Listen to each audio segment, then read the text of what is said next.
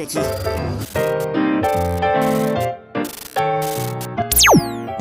Alors, Bloomy, c'est Gru? Réponds. Oh.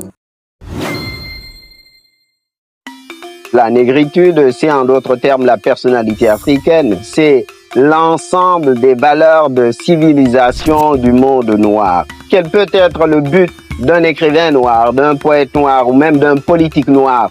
C'est de défendre et illustrer sa personnalité collective. Né au Sénégal le 9 octobre 1906 à Joal au Sénégal, Léopold Sédar Senghor est un poète, écrivain qui a d'ailleurs été le premier président du Sénégal de 1960 à 1980. Étant l'une des figures emblématiques de la politique africaine et sénégalaise, il fut le cofondateur du concept de la négritude.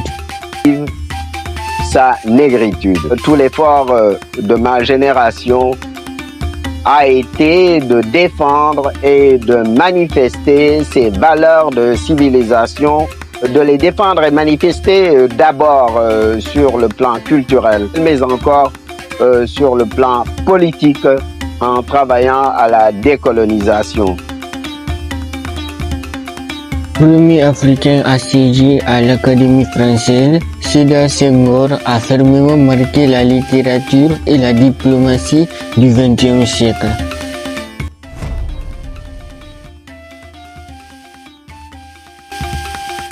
Étant un brillant élève, c'est en 1928 qu'il obtint une bourse pour aller continuer ses études en France. Ce départ presque anodin sera le début d'un magnifique périple.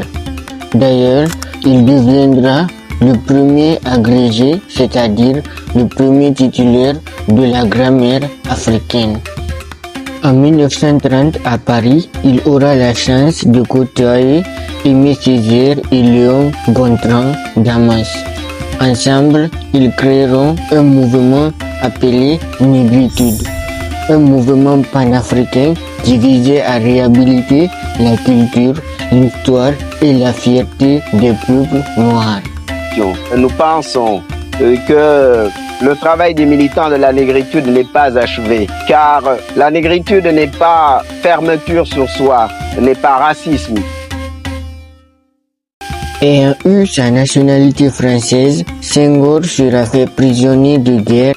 À sa libération, il décida de se tracer un chemin